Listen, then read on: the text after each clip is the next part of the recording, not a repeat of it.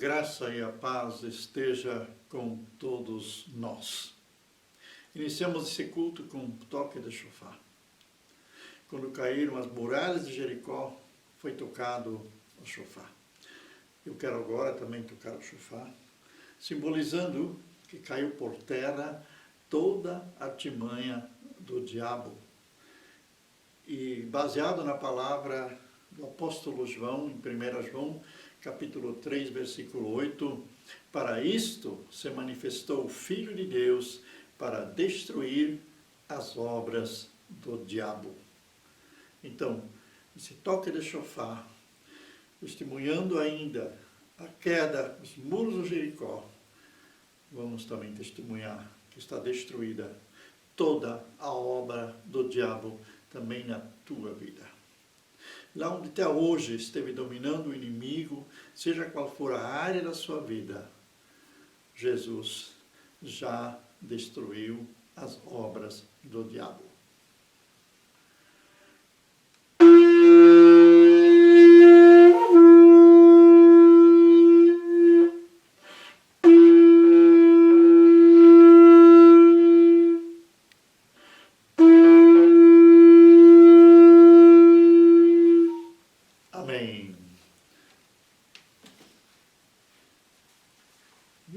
Compartilhar uma palavra com a qual eu fui muito abençoado ontem no culto em Frankfurt. Uma palavra que se me abriu muito o entendimento dos planos de Deus, uma palavra, por assim dizer, também profética para os nossos dias. Esta palavra, esse relato está em João capítulo 2. Nós lemos lá em João capítulo 2 sobre as bodas de Caná. Então, 3 dias depois, versículo 1, 3 dias depois, houve um casamento em Caná da Galileia, achando-se ali a mãe de Jesus. Jesus também foi convidado com os seus discípulos para o casamento. Tendo acabado o vinho, a mãe de Jesus lhe disse: eles não têm mais vinho. Mas Jesus lhe disse: mulher, que tenho eu contigo? Ainda não é chegada a minha hora. Então ela falou aos serventes: fazei tudo o que ele vos disser. E estavam ali 6 talhas de pedra que os judeus usavam para as purificações, e cada uma levava 2 ou 3 metretas. Jesus lhes disse: enchei de água as talhas, e eles as encheram totalmente. Então lhes determinou: tirai agora e levai ao mestre-sala. Eles o fizeram. E tendo o mestre-sala provado a água transformada em vinho, não sabendo de onde viera, se bem que o sabiam os serventes que haviam tirado a água, chamou o noivo. Ele disse: todos costumam pôr primeiro o bom vinho, e quando já beberam fartamente, servem o inferior. Tu, porém, guardaste o bom vinho até agora. Com este, deu Jesus princípio a seus sinais em Caná da Galileia. Manifestou a sua glória, e os seus discípulos creram nele. Maravilhosa palavra. Então temos aí uma palavra que, pelo entendimento simplesmente racional, teológico, ele conta uma história e fala de um milagre, a água transformada em vinho. E a gente usa muito essa palavra, ou melhor, uma frase que diz: mudou da água para o vinho. Mas vamos ver o que tem aqui de profético, o que tem aqui nesse texto de revelação para os dias de hoje. Então, lá começa com 3 dias depois. Na realidade, era o 4º dia, se você ler o capítulo 1. Não seria o 3º dia, mas é o 4º dia. Mas, como Jesus ressuscitou ao 3º dia, então há uma conexão aí também. Eles estavam numa festa de casamento. Maria, a mãe de Jesus, estava lá, e também os discípulos de Jesus.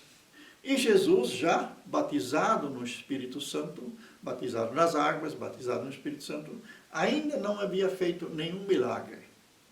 Ainda não tinha chegado a sua hora, como ele mesmo diz. Então, o que estava acontecendo aí? Uma revelação espiritual aqui é que nos diz que até agora Jesus ainda somente era o Filho do Homem, ou ele se prestava como Filho do Homem. Maria não é mãe de Deus. Maria é mãe de Jesus. Maria é mãe do homem Jesus. Ela não pôde transferir para ele divindade. Ela simplesmente podia, na maternidade dela, podia conceber gente e não um Deus. E até agora, Maria ainda estava no controle, ou melhor, ainda não tinha soltado Jesus para o seu ministério. Muitas vezes é assim que mães não conseguem soltar os seus filhos para aquilo que eles estão preparados e foram chamados por Deus. Então a gente vê claramente isso aqui. E Maria, como boa mãe, e também podemos ver aqui uma mulher muito exemplar, não deixamos de considerar o lado humano de Maria, e esse lado também dedicado a Deus, não negamos isso. E ela, uma pessoa totalmente dedicada a Deus, ela também tinha uma percepção das coisas que estavam acontecendo, e eu desejo muito a muitos cristãos, eu desejo a percepção de Maria. Desejo para mim, para a gente saber o que está acontecendo, para a gente saber, poder acudir quando alguma coisa está faltando para nossos irmãos, para alguém, e a gente está prestes a ajudar, poder ajudar. O que a Maria fez? Ela vê, acabou o vinho, e realmente isso era vinho, como nós vamos ver mais tarde ainda, acabou o vinho, no meio da festa. E aí o que a Maria faz? Ela não faz o que muitos cristãos fazem, ficando dando culpa no irmão, culpa no pastor, essa coisa não funciona, essa igreja está morta, acabou o vinho, não tem mais alegria, não tem mais ação do Espírito Santo, e está tudo só meio na razão. Em vez dela criticar essas coisas, culpar as pessoas, aquele organizador da festa, você não pensou, você não sabia que vinha tanta gente e agora passando vergonha? Falta de organização? Nada disso. Maria vai falar com Jesus. A melhor coisa que nós podemos fazer quando nós encontramos alguma falha também na igreja, nós que somos a noiva de Cristo, preparados para o arrebatamento, com o casamento do Cordeiro, para as bodas do Cordeiro, vamos parar de criticar o irmão. Vamos parar com isso de ofender o irmão ou a liderança. Ou que muitos fazem, é pior ainda, em vez de falar de frente o que está acontecendo, falam por trás das costas e vão embora, ficam amargurados, mudam de igreja, daqui a pouco já estão em outra igreja de novo, e aquele vírus vai junto, né, vai infectando outras pessoas. No fim das contas, muita gente não está mais submisso a nenhuma autoridade espiritual. Maria foi falar com Jesus. Fale com Jesus se você achar algo errado em tua igreja. Fala primeiro com Jesus. E depois você também tem autoridade de poder falar com a pessoa responsável por essa situação, que a situação é assim. Então, a Maria, como vimos aqui, ela é um exemplo de cristão, exemplo de um membro dedicado ao Senhor, respeitando as autoridades espirituais. Então, que exemplo Maria? Ela foi falar com Jesus. E aí, o que Jesus responde? Agora, vemos um segredo aí que você não entende pela mente humana, você até acha que Jesus está sendo indecoroso com sua mãe, está sendo aí sem vergonha, ou melhor, não está tratando a sua mãe com devido respeito. O que está dizendo aqui? Eles não têm vinho, diz Maria. E o que Jesus fala? Mulher! Ele nem diz mãe. Mulher, que tenho eu contigo, ainda não chegou a minha hora. Parece duro, né? Lá no final da sua vida, ele chama ela de mãe. Mãe, eis aí teu filho. E a João ele diz, eis aí a tua mãe. Mas aqui chama ela de mulher, que quer dizer a mãe carnal de Jesus, mulher.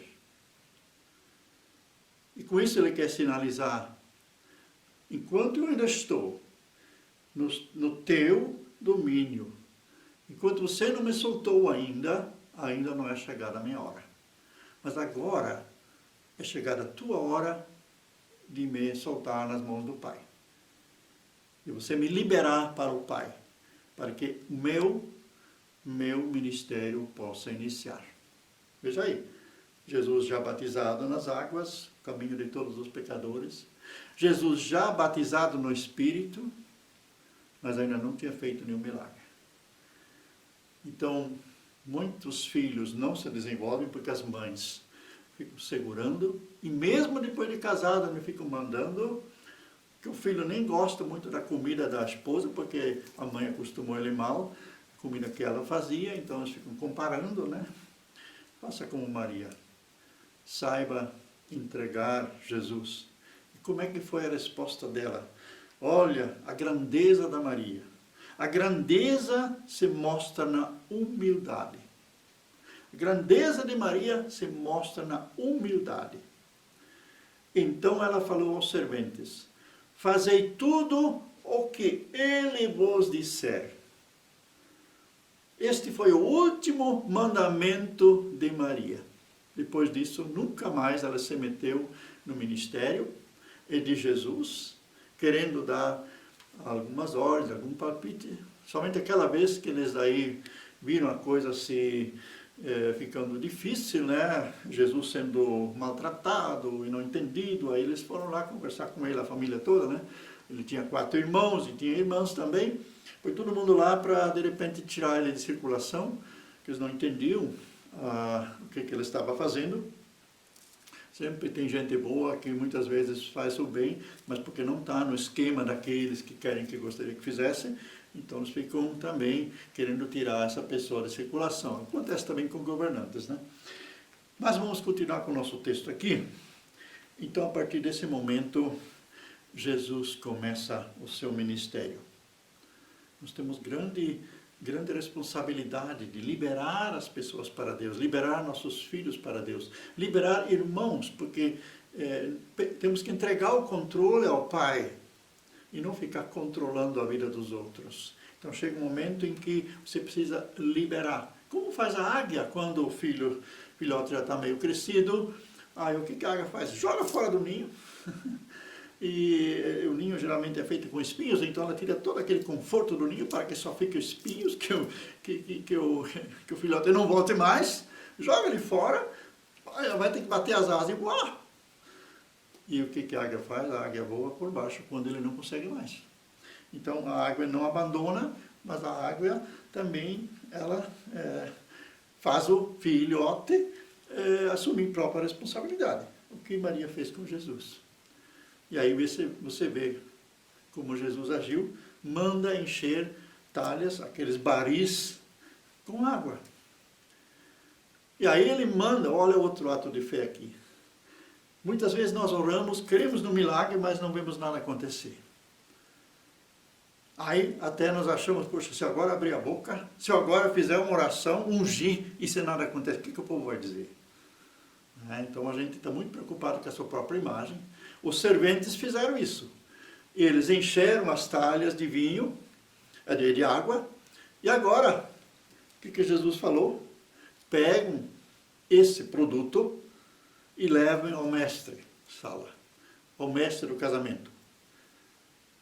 E agora esses serventes podiam dizer: vamos levar água para lá? Nós não colocamos nada nesses baris a não ser água. E enquanto eles são obedientes, não preocupados com a própria imagem, mas obedientes a Jesus,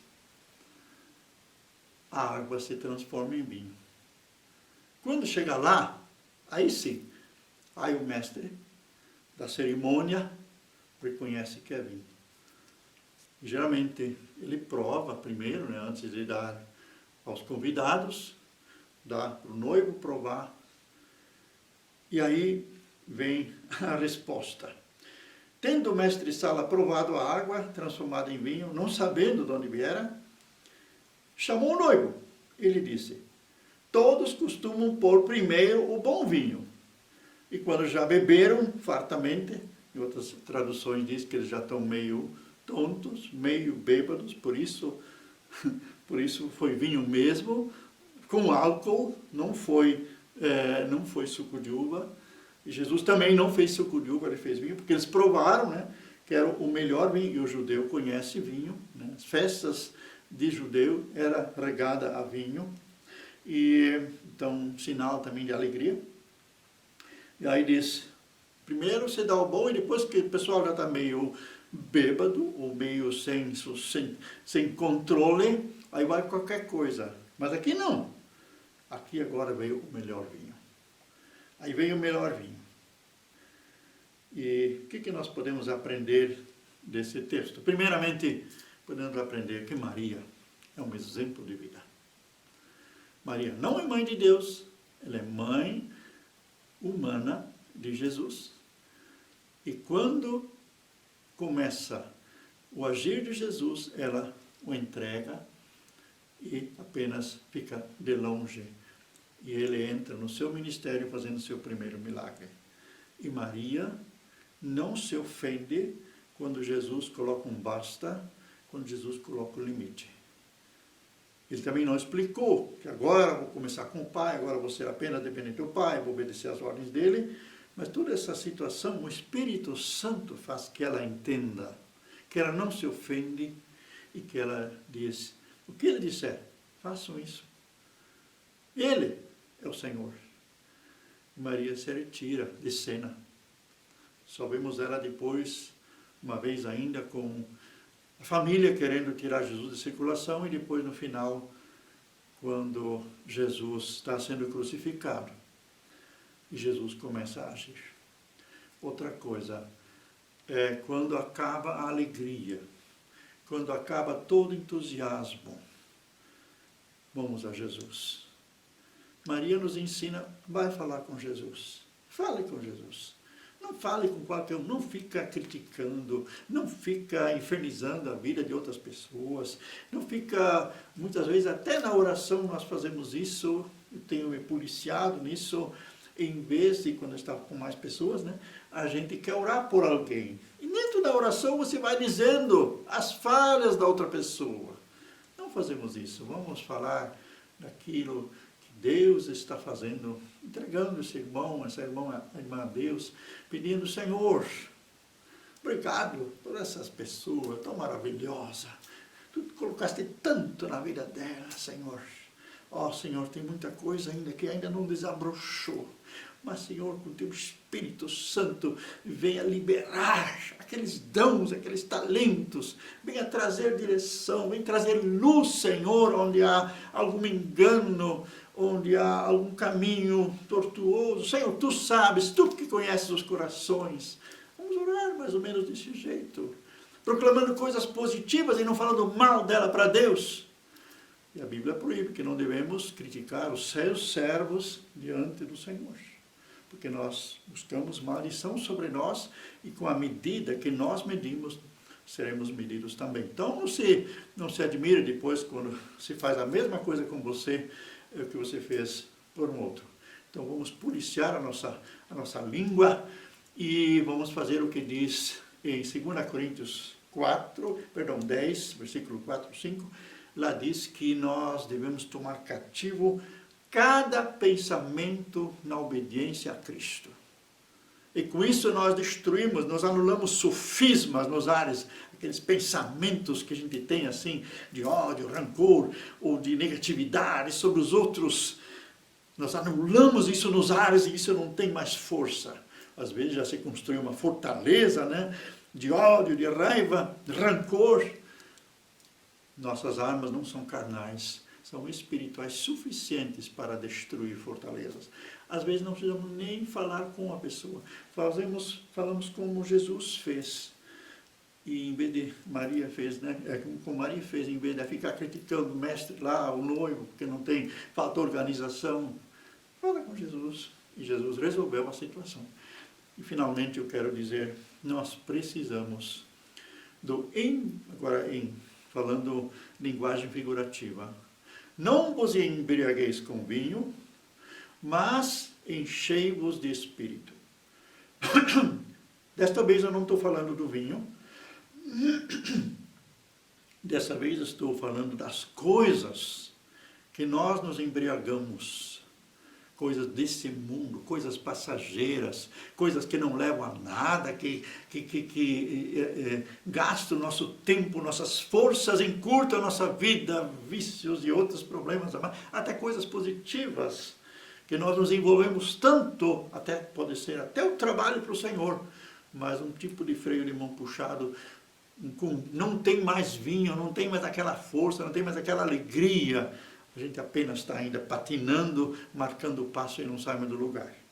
Então eu desejo a todos nós que nós tomemos, nos embriaguemos agora, entre aspas, com esse vinho, essa alegria, essa unção do Senhor, para que não estejamos vivendo em vão, para que não fôssemos crentes aí 30, 40 anos e nenhum resultado houve. Então Jesus disse que vai ter, Paulo disse que vai ter gente no final, ainda vai ser salvo, né? Porque creu em Jesus, mas vai ser que nem um tição tirado do fogo, ainda está fumegando, ainda em vez de cair para o inferno, ainda alcançou o céu, mas não tem obras, não tem nada para trazer. Jesus quer que nós sejamos cheios do Espírito Santo. Até Jesus diz que não se põe vinho novo em odres velhos, em velhas tradições, em coisas que não trazem a nada, a religiosidade. Tem que ter um corpo novo, um odre novo, aquele couro novo, né, de cabrito, onde se guardava o vinho, para vinho novo. E vamos então ser pessoas novas, regeneradas, pessoas totalmente santificadas ao Senhor, cheio daquele vinho novo, daquela força, aquele poder, aquela unção. Que possamos fazer a diferença mesmo sem palavras. Jesus disse que uma cidade em cima do monte não passa despercebida, não passa sem ser vista. Vamos ser essa cidade que é vista também, que pessoas possam recorrer a nós e buscar ajuda, buscar oração, buscar orientação, quando eles não sabem mais o que fazer. Mas também vamos ser pessoas com essa unção deste vinho, desse Espírito Santo, vendo o que precisa ser feito e arregaçar as mãos e fazer. Não ter nenhuma medo, não ter medo. Será que vai dar certo? Não, vamos fazer. O que Jesus falou? Curai os enfermos. Ungir eles com óleo, faça. Enquanto você faz, as coisas vão acontecer. E nós temos visto que enquanto você se preocupa com outros, está fazendo algo, mesmo que você não está curado, mesmo que você te sente fraco, mesmo que você não te sente nessa altura, mas você vai fazer por obediência. E enquanto você faz, a unção de Deus passa por você para outra pessoa e você é abençoado com aquilo que você já esperava há tanto tempo. Tivemos esse testemunho sexta-feira à noite, quando foi curado em nosso culto de oração e libertação uma pessoa. E antes que eu impusesse as mãos, antes que eu orasse por ela, uma doença, uma dor que já vinha se arrastando por muitos anos e nenhum médico conseguia resolver, nenhum remédio, os mais fortes remédios não conseguiam resolver. Aí quando nós já oramos em outras sextas-feiras também, já tinha um alívio, mas não tinha cura ainda. E aí quando eu falei, antes de eu impor as mãos, antes de nós fazermos um louvor e adoração, eu quero que você ore por alguém que está pior do que você. Ele orou em inglês, eu não entendi nada, mas trouxe diante de Deus uma situação, não sei, parece que foi de um familiar. Depois, quando nós impusemos as mãos, e as irmãs cantando, adorando ao Senhor, e ungindo nós os seus joelhos, a cura veio. Mas de repente assim. Então, gente, talvez teu problema não está resolvido ainda, porque você não está sendo obediente em abençoar outras pessoas, em orar por outras pessoas, para que teu próprio mal se resolva. Posso orar ainda com você? Senhor Jesus, Tu és o mesmo como nas bodas de Caná. Senhor Jesus, Tu queres que nós sejamos quentes, fervorosos, e não mornos, mas também não que sejamos frios, que não tenham vida nenhuma, mas que sejamos realmente pessoas que ardem por Ti, e que tenham a plenitude do Espírito Santo em si. Que sejamos pessoas cheias de discernimento espiritual. Pessoas cheias de dons espirituais para cada situação. E que não tenhamos mais nenhum medo. E que nós não nos inferiorizamos diante de uma situação, diante de um desafio. Que nós pensemos grande em Ti, de nós, para fazer qualquer coisa, porque Tu disseste que já nos deste autoridade para pisarmos toda a obra do inimigo. Então, Senhor, tenha misericórdia de nós, perdoa-nos o tempo perdido, aqueles anos perdidos que nós tivemos marcando passo, que nós não andamos conscientemente contigo, que nós não usamos, Senhor, as armas espirituais, não usamos de maneira correta a Tua palavra, não cremos e não entendemos as promessas. Muito obrigado, Senhor, que Tu queres nos revelar cada vez, a cada passo, o nosso o alvo e também a nossa responsabilidade, porque o salmista diz que lâmpada para os meus pés é a Tua palavra e luz para o meu caminho. Que assim seja com cada um. E em nome do Senhor Jesus, sejam destruídas na Tua vida todas as obras do diabo. Em nome de Jesus, eu digo a Ti, espírito de religiosidade, espírito de morte, espírito de confusão, espírito de rebelião, abandona, sai dessa pessoa. Espíritos que estão encurtando a vida, que querem levar antes o tempo, espíritos de dores, câncer, em nome de Jesus, esteja eliminado todo mal, porque para isso se manifestou o Filho de Deus, para destruir as obras do diabo. Em nome de Jesus. Amém.